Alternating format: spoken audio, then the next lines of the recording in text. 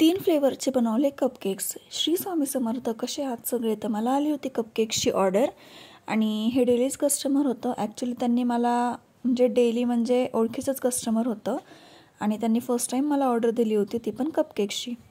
ह्याच्या आधी पण त्यांनी माझ्याकडनं 1.5 kgचा केक नेला होता त्यांच्या बेबीच्या बर्थडेसाठी आणि त्यांनी त्याच्यानंतर कपकेक्सची ऑर्डर दिली मला। तर त्यांना कपकेक्स कसे हवे होते, आपल्याकडे 2 सेट्स असतात कपकेकचे, एक 4चा असतो आणि एक 6चा असतो। त्यांना 6चा हवा होता। तर त्या 6मध्ये 2 स्ट्रॉबेरी, 2 पायनॅपल आणि 2 चॉकलेट असं त्यांनी सांगितलं होतं। तर खरं तर ह्याचे एक्स्ट्रा चार्जेस लागतात, कारण मग सगळं वेगवेगळं बॅटर हे करायचं, बनवायचं, मग त्याचा कपकेक्स रेडी करायचे, मग त्याच्यामध्ये फ्लेवर ॲड करायचं, ह्याला खूप वेळ जातो।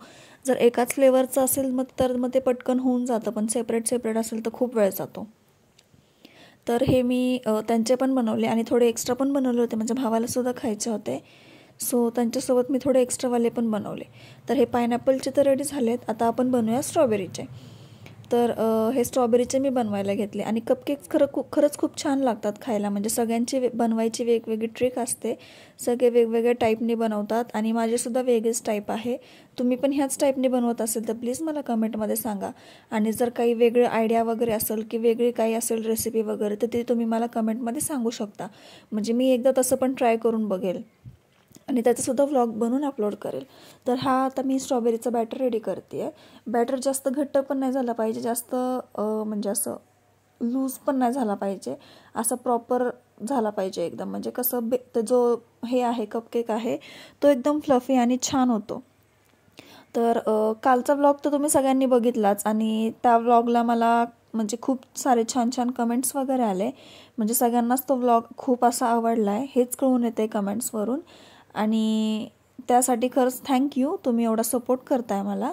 आणि असेच खूप छान व्हिडिओज तुमच्यासोबत येत राहतील, मी शेअर करत राहील, डेली व्लॉग्स पण शेअर करत राहील आणि गॅप नाही पडून देणार, जसं मध्ये पडला होता, कारण ते माझ्या स्टॉलमुळे मला जमलंच नव्हतं, जसं मी मेन्शन केलं होतं व्लॉग्समध्ये सगळ्या।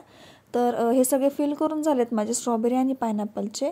आता ह्याला आपण टॅप करून ठेवूयात, कारण टॅप केलं की मग त्याच्यामध्ये जे एअर बबल्स असतात ते फुटतात आणि मग बेस अजून फ्लफी आणि छान होतो।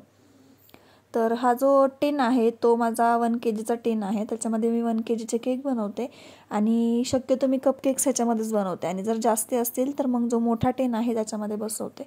तर मी हे कपकेक्सचे कप्स वगैरे क्लीन करून घेतले, कारण थोडं आजूबाजूला लागलं होतं, ते क्लीन केलं तरच मग ते छान होतं, कडक वगैरे होत नाही। तर कपकेक्स तुम्ही बघताय किती छान आणि फ्लफी झालेत, एकदम मस्त। तर हे काय करायचं, जे नोझल असतं आपलं, नोझलनी असं मध्ये होल करून घ्यायचं आणि त्याच्यामध्ये आपण जो केकमध्ये क्रश ॲड करतो, स्ट्रॉबेरीचा असो पायनॅपलचा असो, तो 1 स्पून किंवा 2 स्पून तरी बसतोच त्याच्यामध्ये। 2 स्पून टाकायचा, 2 स्पून टाकून झाल्यानंतर त्याच्यामध्ये थोडीशी क्रीम फिल करायची।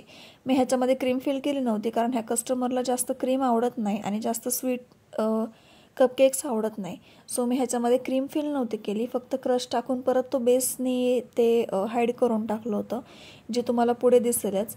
आधी तर मी ह्या सगळ्या कपकेक्सला असं होल करून घेतलं आणि त्याच्या आतमधला जो बेस आहे तो काढून घेतला टूथपिकने, आणि हे सगळं करून झाल्यानंतर मी हे सगळे बेस ह्याच्यामध्ये ठेवून दिले कपकेक्सच्या बॉक्समध्ये, कारण क्रीमने डिझाईन केले की मग बॉक्समध्ये ठेवायला खूप अवघड जातं।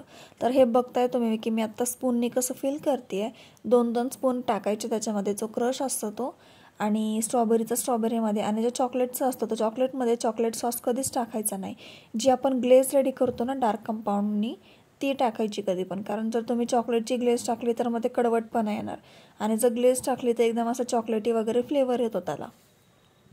तर लास्टला फायनल लुक आहे कपकेक्सचा, आणि तुम्हाला कसे वाटले हे कपकेक्स मला नक्की कमेंट करून सांगा, आणि तुम्ही अजून पण आपल्या चॅनलला सबस्क्राईब नसेल केलं तर प्लीज सबस्क्राईब करा, आणि बेल आयकॉनवर क्लिक करायला विसरू नका। असेच खूप सारे अपडेट्स आणि न्यू व्लॉग्स तुमच्यासोबत येत राहतील। तर मला त्यांनी आणखीन एक ऑर्डर दिली होती, जी त्यांना नेक्स्ट डे हवी होती, असे नेम्स वगैरे टाकायचे होते, आणि हा होता कपकेक्सचा फायनल लुक। तर तुम्हाला कसा वाटला नक्कीच कमेंट करून सांगा, आवडलाय का सगळ्यांना? खूप छान कपकेक्स आहेत हे, असंच सपोर्ट करत राहा। Thank you, bye bye.